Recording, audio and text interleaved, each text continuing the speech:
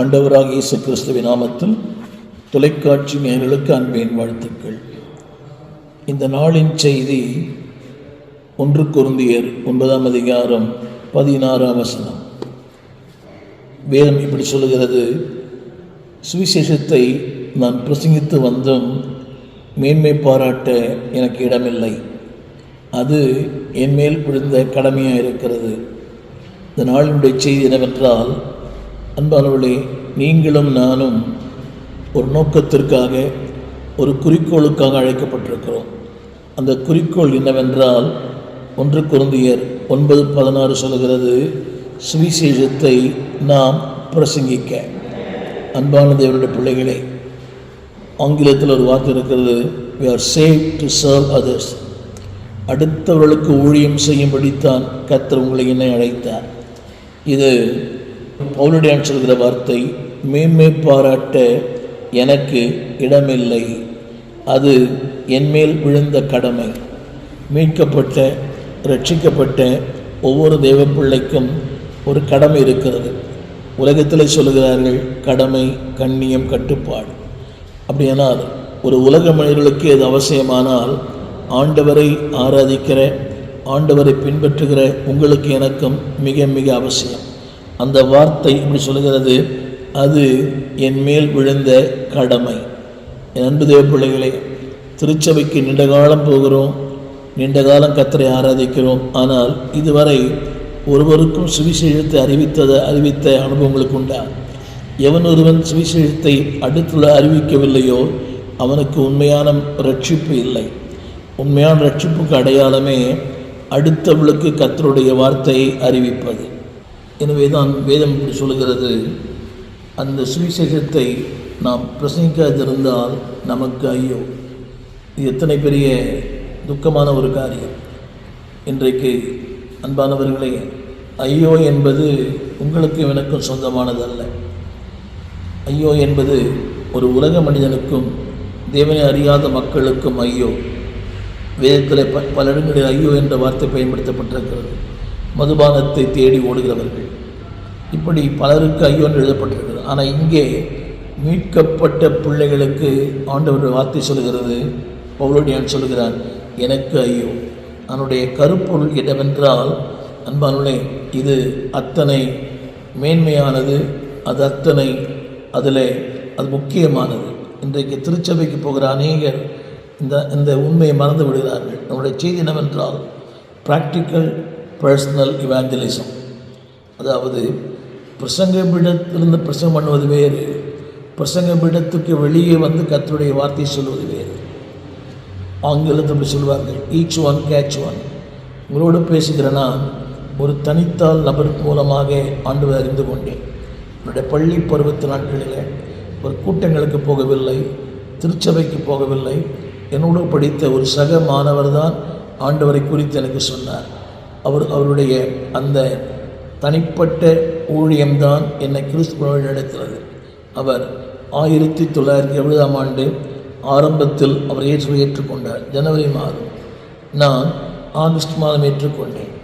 பாருங்கள், ஒரு 6-7 மாதங்களுக்குள்ளே அவருடைய அந்த பாரம். எப்படி ஆகிலும் ஆண்டவரை குறித்து சொல்ல வேண்டும். இன்றைக்கு நான் ஒரு ஊழியக்காரர் இருப்பதற்கு காரணமே ஒரு தனிநபருடைய ஊழியம்தான். என்னை கேட்டுக்கொண்டிருக்கிற அன்பு தேவ பிள்ளைகளே, தனிநபர் ஊழியம் இன்றைக்கு இருக்கிற மிகப்பெரிய ஊழியங்களுடைய மேன்மையானது. ஊழியத்தில் பல வகைகள் உண்டு. படைமுயற்சி கூட்டங்கள், சுவிசேஷ கூட்டங்கள், தொலைக்காட்சி ஊழியங்கள், புத்தக ஊழியங்கள், இப்படி பல ஊழியங்கள் உண்டு. ஆத்துமாக்களை தேவன் பல விதங்களை சந்திக்கிறார். ஆனால் இந்த தனிநபர் ஊழியங்கள் மேன்மையானது, முக்கியமானது. இப்படி சொன்னவங்களுக்கு புரியும். அதாவது பல நேரங்களில் there are some spring time, அதாவது இளவேநீர் காலம் என்று சொல்வார்கள் மேல்நாடுகளில். இளவேநீர் காலம், அதற்கு பிறகு இளவேநீர் காலம். அந்த இளவேநீர் காலத்துக்கு பிறகு இளவேநீர் காலம் உண்டாகுது.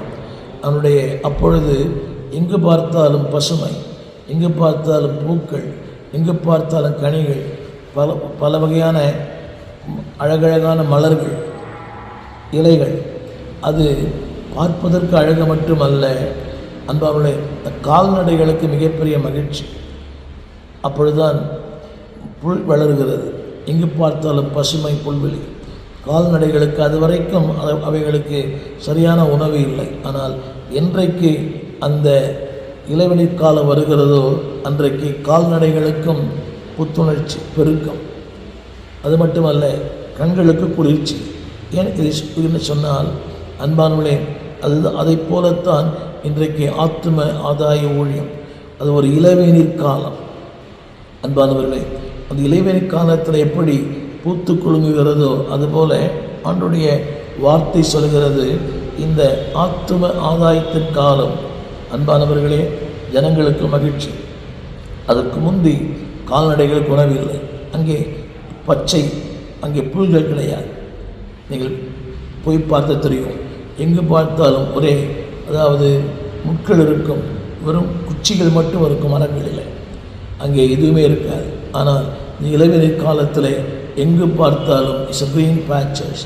அங்கே அன்பார்களே, அங்கே ஆடுகளும் அங்கே கால்நடைகளும் அது ருசிக்கும் தன்மையே ஏராளம். இன்றைக்கு நான் சொல்ல வந்த வார்த்தை, ஆண்டுடைய வார்த்தை சொல்கிறது, ஆண்டவர் உங்களுக்கு எனக்கும் ஒரு இளவேநீர் காலத்தை கொடுத்திருக்கிறார். பக்தன் பாடினது போல, திற உண்ட வாசல் அடைபடும் முன் நொறுங்குண்ட மனதாய் முன் செல்வார் யார், நாட்கள் கொடிதாய் மாறிடும் முன் காலத்தை ஆதாயம் செய்வோம். இன்றைக்கு ஒரு இளவேநீர் காலத்தை தேவன் கொடுத்திருக்கிறார். இனி ஒரு கோடை காலங்கள் வரலாம், இலையுதிர் காலங்கள் வரலாம். அந்த இலையுதிர் காலங்களில் ஒன்றும் இருக்காது, வெறும் குச்சி மட்டும்தான் இருக்கும், மரம் இருக்கும், கிளைகள் இருக்காது. இந்த நாட்களில் ஆண்டவர் கொடுத்த இந்த நாட்கள் கிருபைய நாட்கள். ஆண்டவர் இந்த கிருபை நாட்களை பயன்படுத்திக் கொள்ளும். எப்படியெல்லாம் சுவிசேஷம் சொல்ல முடியுமோ அப்படியெல்லாம் கர்த்தருடைய வார்த்தை அறிவிப்போம். இன்றைக்கு தடைகள் ஏராளம். ஆனால் இன்றைக்கு இருக்கிற இந்த கொஞ்ச வாய்ப்புகளை நாம் பயன்படுத்தி கொள்ளுவோம். ஏராளமான வாய்ப்புகள் நமக்கு இருந்தது, அந்த வாய்ப்புகளை விட்டுவிட்டோம். ஒரு காலத்தில் 70, 80களிலே அண்ணன் ஜீவானந்தம் அவர்கள் திருமுறை கூட்டங்கள், திருப்பிரசங்கங்கள், அவரே அதாவது ஒரு திருப்பிரசங்க ரட்சிக்கப்பட்டவர் தான். எம்எல் ஜெபசிங் அவர்கள் ஒரு தெருக்கூட்டத்தில் அவர் ஆண்டை ஏற்றுக்கொண்டவர் தான். இப்படிப்பட்ட பல வாய்ப்புகள் அன்றைக்கு இருந்தது, நாம் அதை நழுவிட்டு விட்டோம். அன்பானுடைய இன்னைக்கு இருக்கிற இந்த கொஞ்ச காலத்தில் ஆண்டவரை அறிவிப்போம். அந்த வார்த்தை சொல்லுகிறது, இப்படி எழுதப்பட்டிருக்கிறது, அதை நான் பிரசங்கியாதிருந்தால். என்னை கேட்டுக்கொண்டிருக்கிற அன்பான தேவ பிள்ளைகளே, ஏதோ வாழ்கிறோம், சம்பாதிக்கிறோம், நாட்களை கழிக்கிறோம், பிள்ளைகளை பெற்றெடுத்து விட்டோம், அதற்கு படிப்பு, அதற்குரிய காரியங்கள், நம்முடைய கவனங்கள் எல்லாம் அது மேலே தான். பிள்ளைக்கு ஹோம்ஒர்க் பாடம் சொல்லித்தரணும், ஹோம்ஒர்க் சொல்லித்தரணும், பிள்ளைகளுக்கு பரீட்சைக்கு தயார் பண்ணணும், அடுத்து இன்னொரு மேல் படிப்புக்கு அவளை உருவாக்க வேண்டும், அடுத்து வேலை தேட வேண்டும், திருமணங்களை பார்க்க வேண்டும். நம்முடைய நாட்கள் எல்லாம் இதிலே ஓடிக்கொண்டிருக்கிறது. திரும்ப சொல்கிறேன், அது உங்கள் மேலும் என் மேலும் விழுந்த கடமை. அதை நான் பிரசங்கியாதிருந்தால் உங்களுக்கும் எனக்கும் ஐயோ. இன்றைக்கு இந்த பொறுப்பு ஒரு ஊழியனுக்கு மட்டுமல்ல, திருச்சபைக்கு வருகிற ஒவ்வொருவருக்கும் இந்த பொறுப்பு உண்டு. அன்பானவர்களே, இன்றைக்கு அந்த பொறுப்பை ஒரு சிலர் தான். ஒரு திருச்சபையின் போதராய் நான் பார்க்கிறேன். ஊழியத்திற்கு போவோம், ஒரு விரல் வெட்டி எண்ணக்கூடிய ஒரு 5 பேர் தான். ஆனால் காலையில் மந்தையாய் திரளாய் வருகிறார்கள். திரும்ப சொல்லுகிறேன், நீங்கள் ஆலயத்திற்கு போவது சிறப்பல்ல, உங்கள் வாழ்க்கையில் ஆண்டவரை அறிவிப்பு தான் சிறப்பு. ரட்சிக்கப்பட்டோம் என்று சொல்லுகிற அநேகருக்கு அந்த பாரம் இல்லை. பவுலுடைய சொல்லுகிற வார்த்தை, அது என்மேல் விழுந்த கடமை. என்னுடைய அவர் சொல்லுகிறார், மேன்மை பாராட்டு எனக்கு இடமில்லை. இன்னைக்கு எதை குறித்து மேன்மை பாராட்டுகிறோம்? திறமைகளை கொடுத்திருக்கிறார், வாய்ப்புகளை கொடுத்திருக்கிறார், தாளந்துகளை கொடுத்திருக்கிறார், எல்லாம் கொடுத்திருக்கிறார். ஆனால் அந்த வாய்ப்பை நீங்கள் பயன்படுத்தியிருக்கிறீர்களா? ஒரு சின்ன கேள்வி. என்னை கேட்டுக்கொண்டிருக்கிற அன்பு தேவ பிள்ளையே, அடுத்து என்னுடைய குறிப்பு சொல்ல விரும்புகிறேன். என்னுடைய குறிப்பு, த நீட் ஆஃப் எவாஞ்சலிசம். ஏன் சுவிசேஷ ஊழியம் மிக முக்கியம் என்றால், ஆத்தும ஆதாயம் ஏன் முக்கியம்? திருமறை சொல்லுகிறது, ரோமர் 3:10. அந்த வார்த்தை இப்படி சொல்லுகிறது, அந்தப்படி நீதிமான் ஒருவனாகிலும் இல்லை. 11ஆம் வசனம், ரோமர் 3:11. உணர்வுள்ளவன் இல்லை, தேவனை தேடுகிறவன் இல்லை. 3:12 ரோமர். எல்லாரும் வழி தப்பி ஏகமாய் கெட்டுப்போனார்கள், நன்மை செய்கிறவன் இல்லை, ஒருவனாகிலும் இல்லை. யோசித்து பாருங்கள், நன்மை செய்கிறவன் இல்லை, ஒருவனாகிலும் இல்லை. இப்படிப்பட்ட, திரும்ப சொல்கிறேன், ஏகமாய் கெட்டு போனவர்கள், இரண்டாவது வழித்தப்பி போனவர்கள், மூன்றாவது நன்மை செய்ய தங்களை அர்ப்பணிக்காதவர்கள். நன்மை செய்வதை பழக்கமே இல்லை. சில பேருக்கு பாருங்கள், காலையிலிருந்து மாலை வரை யாரையாகிலும் கலைக்க வேண்டும், தூக்கத்தை கலைக்க வேண்டும், நிம்மதியை கலைக்க வேண்டும், குடும்பங்களை கலைக்க வேண்டும், ஏதோ ஒன்றை செய்து கொண்டு இருக்க வேண்டும். அப்படி செய்யாவிட்டால் அவருடைய தூக்கம் கலைந்து போகும். இன்றைக்கு பாருங்கள், பல கொலைகளை பார்க்கிறீர்கள். எப்படி அரங்கேறுகிறது? திட்டமிட்டு இரவெல்லாம் அதற்கான திட்டங்களை தீட்டி நீங்கள் ஊடகத்தில் பார்த்துருக்கலாம். 2 ஆண்டுகள் 3 ஆண்டுகள் அவனை கண்காணித்து பின்பற்றி பாருங்கள், ஒரு தவறை செய்வதற்கு எத்தனை நீண்டகால திட்டங்கள் சிறைச்சாலைக்குள்ளே தீட்டப்படுகிறது சொல்கிறார். அவனுடைய மூமெண்ட்ஸ் இப்படி தான் திட்டம் தீட்டுறாங்க. ஒரு தீமையை பண்ணுவதற்கு 1000 திட்டங்கள், தீர்மானங்கள். ஒரு நன்மை செய்வதற்கு திட்டங்கள் இல்லை, தீர்மானங்கள் இல்லை. என்னை கேட்டுக்கொண்டிருக்கிற அன்பு தெய்வ பிள்ளைகளே, வாழ்க்கை குறுகினது. அதை என் பலமுறையும் செய்து சொல்லியிருக்கிறேன். கடந்த வாரத்தில் என்னோடய ஆலயத்தில் ஒரு ஊழியர் பிரசங்கம் பண்ண வேண்டும், ஒரு ஊழியர் பிரசங்கிக்க வேண்டும். ஞாயிற்றுக்கிழமை மாலையில், அவர் சனிக்கிழமை காலையிலே மரித்து போனார். அது அதிக வயது கூட இல்லை. என்னுடைய மகனுக்கு இன்னும் 1 வாரத்தில் திருமணம். அதே போல் இன்னொரு ஊழியர் கடந்த வெள்ளி சனி ஆகிய 2 இடங்களில் பூந்தமல்லியிலே ஒரு ஊழியத்தில் ஒரு சபையில், திருச்சபையில் பேசினேன். வெள்ளி சனி அவர் ஆராய் நடத்தினார், பாடல் பாடினார். ஆனால் அடுத்த ஒரு சில தினங்களிலே அவர் மரித்து போனார். அன்பு ஊழியர்களே, அன்பு தெய்வ பிள்ளைகளே, வாழ்க்கை குறுகினது. நமக்கு இருக்கிற இந்த வாய்ப்பு, நமக்கு இருக்கிற சந்தர்ப்பம், நமக்கு இருக்கிற திறமைகள், நமக்கு இருக்கிற தாளந்துகளை தேவனுக்கென்று அர்ப்பணிப்போம். திறவுண்ட வாசல் அடைபடுமோன் நொறுங்குண்ட மனதாய் முன் செல்வர் யார்? இந்த முதல் குறிப்பு என்னவென்றால், த நீட் ஆஃப் எவாஞ்சலிசம். அந்த வார்த்தை சொல்கிறது. ஏன் சுவிசேஷம் அவசியம் என்றால், நான் சொன்னேனே, நீதிமான் ஒருவனும் இல்லை.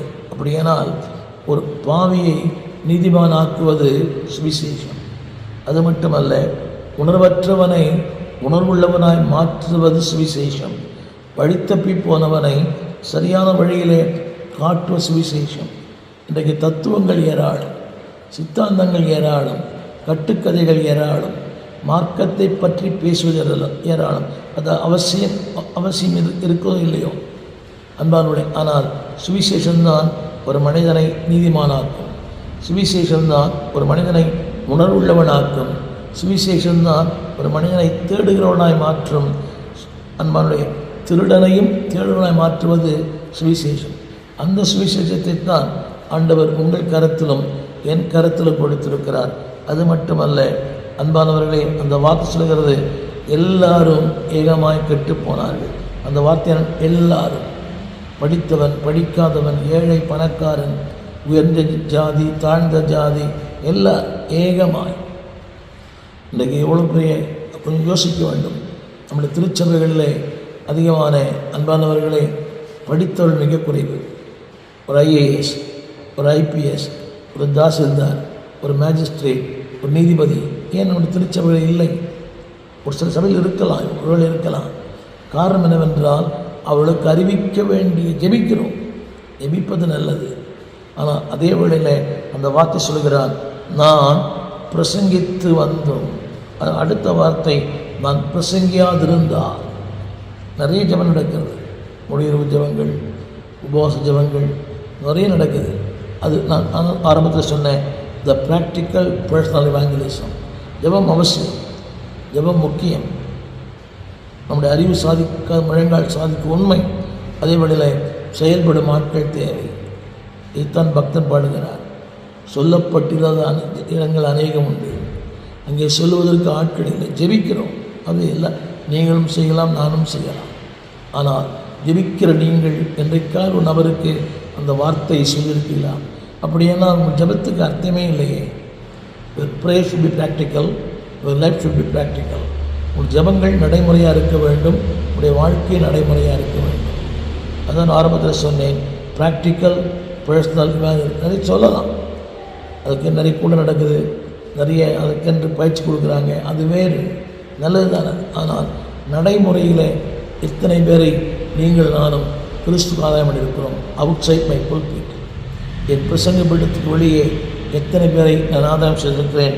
சற்றே யோசித்து பார்ப்போம். இன்றைக்கு திரளான ஜனங்கள் இன்றைக்கு, அதாவது தேர் லாஸ்ட், LOST, அதாவது இழந்திருக்கிறார் நிம்மதியை, சமாதானத்தை, வாழ்வை, வாழ்வின் அர்த்தத்தை, வாழ்வின் மேன்மையை. தேர் லாஸ்ட். அவர்களுக்கு வழிகாட்டுகிறது நீங்களும் நானும் தான்.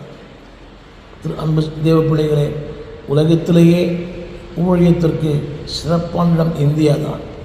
எங்கு பார்த்தாலும் மக்கள் கூட்டம், எங்கு பார்த்தாலும் ஜனத்திரட்சி. மேல்நாடுகளில் வாய்ப்பு இல்லை. மேல்நாடுகளில் ஷாப்பிங் காம்ப்ளெக்ஸில் போனால் தான் ஜனங்களை பார்க்க முடியும். ஆனால் நம்மளே அப்படி இல்லை. எங்கு போனாலும் வேறெவர் யூகோ திரளாக ஜனங்கள் இருக்காங்க. உங்களோட அலுவலகத்தில் இருக்கிறாங்க. உங்களோட அலுவலகம் தான் உங்களுக்கு பிரசங்க பீடம். அதற்காக அதாவது வேலை விட்டு செய்ய வேண்டும்னு சொல்லவில்லை. என் வாய்ப்புகளை தருவார்.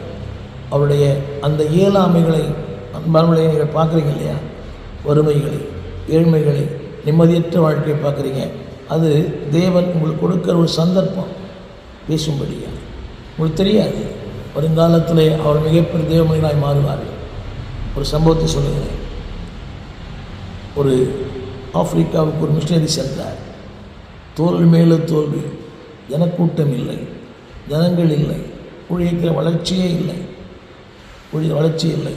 ரொம்ப சோர்ந்து போய் அவர் ஸ்காட்லாந்து தேசத்தை சார்ந்த மிஷனரி திரும்ப ஸ்காட்லாண்டுக்கு வந்தார்.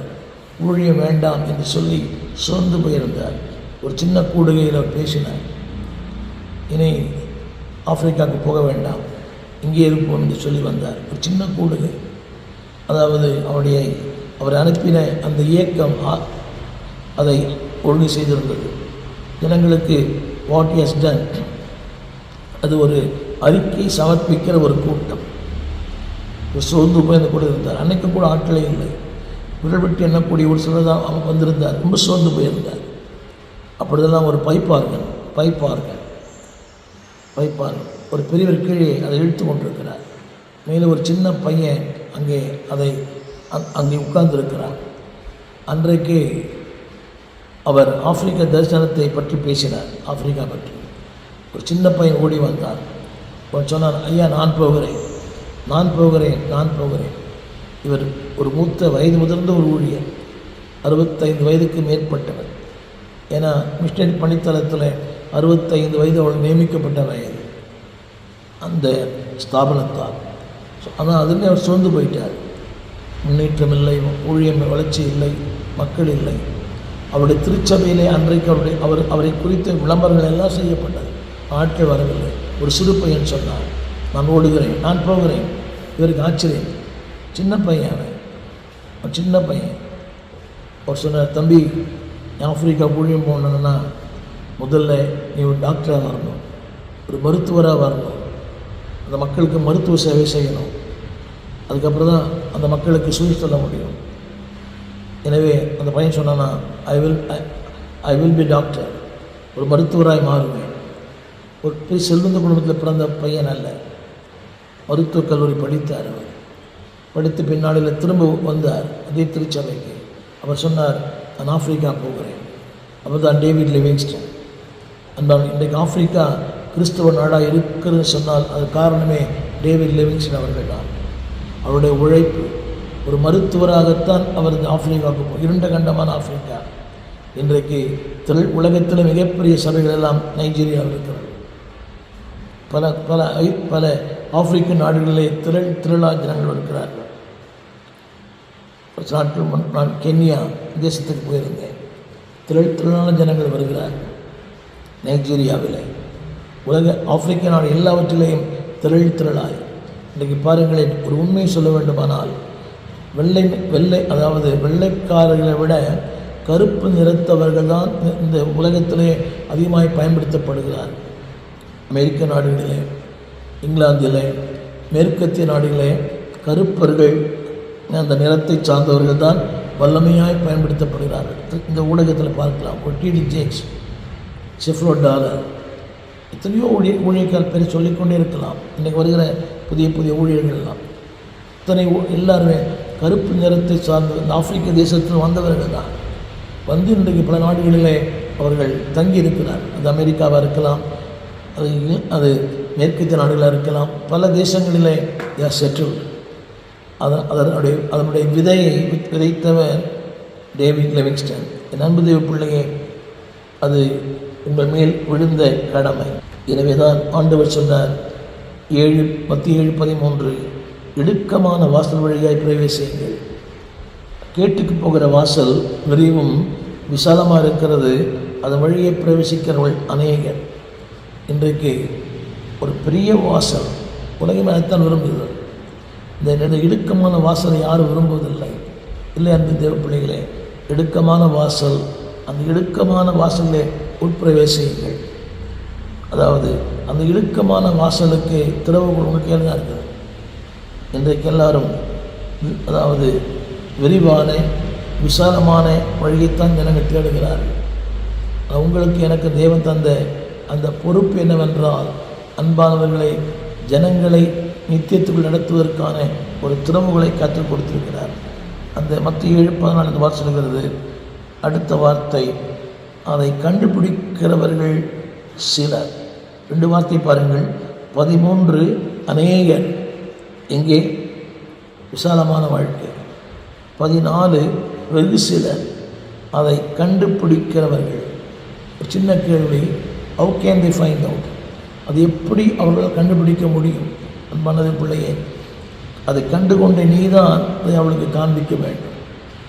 கண்டுகொண்டேன் ஒரு புதையல், பெற்றுக்கொண்டேன் ஒரு பொக்கிஷம். அந்த புதையலை பெற்ற நீங்கள் அதை எப்படி புதைத்து வைக்கலாம், எப்படி மறைத்து வைக்கலாம்?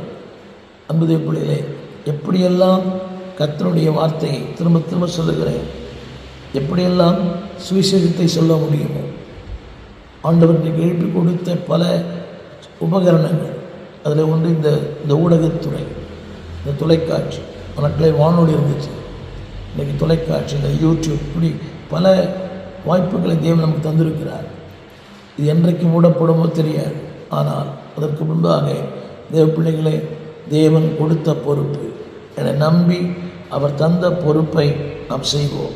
எனவே தான் ஆண்டவர் சொன்னார்.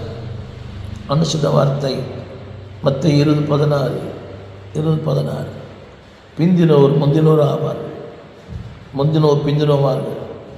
என்னுடைய கருப்பொருள் என்னவென்றால், அன்பானவர்களே, நீங்கள் நினைக்கிறீங்க இவர் ஏற்றுக்கொள்ள மாட்டார், இவர் சபைக்கு வர மாட்டார், இவர் ஆண்டவரோடு வர மாட்டார். Never never never. நீங்கள் யார் அற்பமாக என்றீங்களோ அவங்கள தான் தேவன் சந்திப்பார். உங்களுடைய அந்த ப்ரெசன்டேஷன் அந்த மனிதரை பொறுத்து அல்ல. உங்களுக்கு தெரியாது, அநேகரை பார்த்திருக்கிறேன். அற்ப மனிதர்களால் அற்புதமான மனிதர்கள் மாற்றப்பட்டிருக்கிறார்கள். நான் இயேசு ஏற்றுக்கொண்டதற்கு பல வழிகள் ஆண்டினை தொட்டார். அதில் ஒன்று, ஒரு சிறு பையன் 1970 ஒரு மே மாதம் வெள்ளிக்கிழமை என் வீட்டிலே வழக்கமான பூஜை நான் செய்து கொண்டிருக்கிறேன். ஒரு சிறு பையன் அங்கே அமர்ந்திருந்தான். அவனுடைய 6வது வகுப்பினுடைய அந்த பள்ளிப்பனுடைய அப்ளிகேஷன் ஃபில்லப் பண்ண வந்தான். இது ஆங்கிலத்தில் இருந்தது. அப்பொழுது அதே பள்ளியில் நான் படிப்பை முடித்து விட்டு நான் வெளியே வருகிறேன். எனவே ஒரு அப்ளிகேஷன் ஃபில்லப் பண்ண வந்த பையன் அந்த வெள்ளிக்கிழமை மாலை அவன் இருந்தான். தற்செயலாக அவனை பார்த்து சின்ன கேள்வி கேட்டேன். ஆனால் எனக்குள்ள ஒரு மனப்போராட்டம் இருந்தது, எனக்குள்ள ஒரு கேள்வி இருந்தது, யார், எது உண்மை, எது பொய்? ஆனால் அந்த கேள்விகளுக்கு பதில் கிடைக்கவில்லை. ஏனென்றால் உணர்ச்சியும் அறிவும் அந்த பதிலை அடக்கி வைத்தது. திரும்ப சொல்லுகிறேன், உணர்ச்சிகளும் அறிவும் அதை ஏற்றுக்கொள்ளவில்லை. அந்த பதிலை இயேசு ஏற்றுக்கொள்ள. ஆனால் அந்த பையன் சொல்லிட்டு போனான். சும்மா ஒரு நாள் கேட்டேன், இத்தனை தெய்வங்களில் இது மெய்யான தெய்வம், நான் எதிர்பார்த்ததெல்லாம் வேறு, அவன் சொன்னது வேறு. நான் எதிர்பார்த்தது அந்த நேரத்தில் எங்கள் வீட்டில் இருந்த பல காரியங்கள். அவன் சொன்னான், இல்லாத ஒரு நபரை சொன்னான், அவர்தான் இயேசு. அவன் சொல்லிட்டு போயிட்டான்.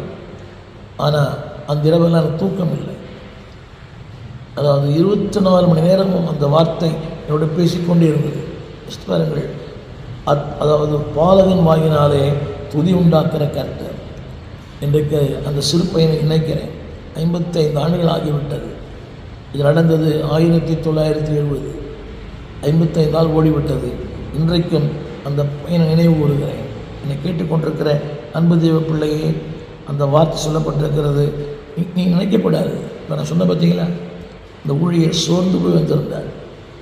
ஊழியம் வேண்டாம், அந்த ஒரு அறைகூவல். இந்த 2 கண்டத்துக்கு யார் போவார்? ஒருத்தர் ஒரு சின்ன பையன் கை தூங்கினான். அவருக்கு அது ஒரு நெருடலாக இருந்தது. இந்த பையனா இவனா போகிறான். ஆனால் அவன் சொன்னான், நான் போவேன். அந்த வார்த்தை அவனை தொட்டது. இவனுடைய ஊழியருடைய அந்த அறிக்கை, அந்த பாரம், அந்த பகிர்வு அவனை தொட்டது. அவன் சொன்னான், ஐ வில் கோ. அப்படியே போனான். அங்கேயே வாழ்ந்து மறித்தார். அவர்தான் உலகமே போற்றப்படுகிற டேவிட் லிவிங்ஸ்டன். டேவிட் லிவிங்ஸ்டன் இல்லை என்றால் இன்றைக்கு ஆப்பிரிக்காவில் ஊழியங்களே இல்லை. ஒரு வில்லியம் கேரி இல்லை என்றால் இந்தியாவில் ஊழியங்கள் இல்லை. என்னை கேட்டுக்கொண்டிருக்கிற அன்பு தெய்வ பிள்ளைகளே, ஆண்டவர் உங்களை தெரிந்து கொண்டிருக்கிறார். எனவே தான் வேதம் சொல்கிறது, அழைக்கப்பட்டவர்களோ அநேகர், தெரிந்து கொள்ளப்பட்டவர்களோ மிக சிலர். போகிறவர் போல காணப்பட்டாலும் உன் மீது நோக்கமாயுள்ளார். உன் நினைவெல்லாம் அவர் அறிவார். உன் மீது நோக்கமாயுள்ளார். உன் நினைவெல்லாம் அவர் அறிவார். காக்கின்றவர், உருவாக்கின்றவர், தோளில் மேல் சுமக்கின்றவர். காக்கின்றவர், உருவாக்கின்றவர், தோளில் மேல் சுமக்கின்றவர். அப்புறம் போகிறவர் போல காணப்பட்டாலும் மேசு. அப்புறம் போகிறவர் போல காணப்பட்டாலும் மேசு. உன் மீது நோக்கமாயுள்ளார். உன் நினைவெல்லாம் அவர் அறிவார். உன் மீது நோக்கமாயுள்ளார். உன் நினைவெல்லாம் அவர் அறிவார். காக்கின்றவர், உருவாக்கின்றவர், தோளில் மேல் சுமக்கின்றவர். காக்கின்றவர், உருவாக்கின்றவர், தோளில் மேல் சுமக்கின்றவர்.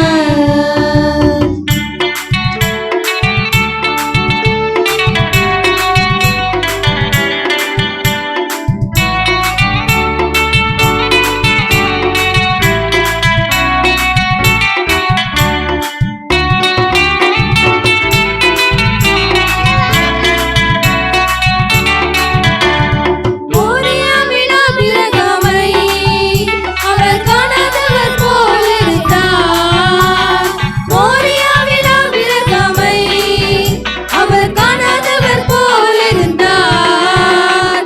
ஈசாக்குக்கு மறுவாழ்வளித்து பல்லுகி பெருக செய்தார். ஈசாக்குக்கு மறுவாழ்வளித்து பல்லுகி பெருக செய்தார். அப்புறம் போகிறவர் போல காணப்பட்டாலும் பேசு. அப்புறம் போகிறவர் போல காணப்பட்டாலும் பேசு. உன் மீது நோக்கமாயுள்ளார். உன் நினைவெல்லாம் அவர் அறிவார். உன் மீது நோக்கமாயுள்ளார். உன் நினைவெல்லாம் அவர் அறிவார். காக்கின்றவர், உருவாக்கின்றவர், தோளின் மேல் சுமக்கின்றவர். காக்கின்றவர், உருவாக்கின்றவர், தோளின் மேல் சுமக்கின்றவர்.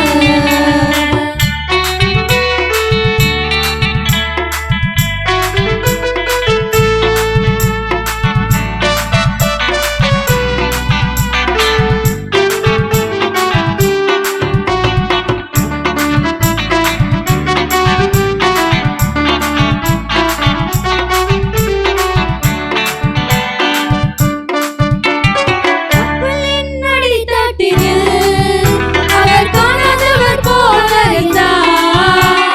கப்பலின் அடித்தட்டினில் அவர் காணாதவர் போல இருந்தார். எழுந்து வந்தார், அதட்டி சென்றார், அக்கறை கடந்து சென்றனர்.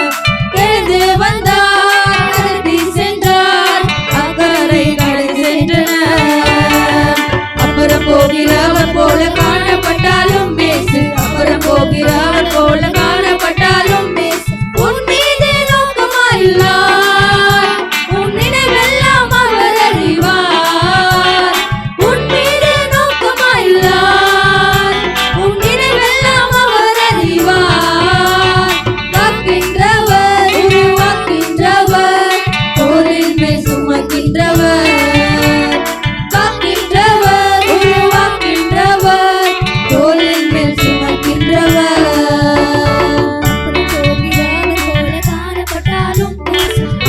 போகிறவர் போல காணப்பட்டாலும் இயேசு உன் மீது நோக்கமாயுள்ளார். உன் நினைவெல்லாம் அவர் அறிவார். உன் மீது நோக்கமாயுள்ளார். உன் நினைவெல்லாம் அவர் அறிவார். வாக்கின்றவர், உருவாக்கின்றவர், தோளின் மேல் சுமக்கின்றவர். வாக்கின்றவர், உருவாக்கின்றவர், தோளின் மேல் சுமக்கின்றவர்.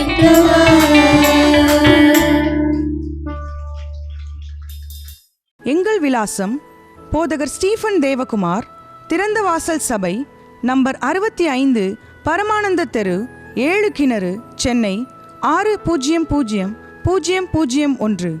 தொடர்புக்கு 9841839287. மேலும் 04443183330. எங்கள் மின்னஞ்சல் stephenopendor@gmail.com. எங்கள் தேவ செய்திகளை யூடியூப் சேனலில் பார்த்து பயனடையுங்கள். தேவன் உங்களை ஆசிர்வதிப்பாராக.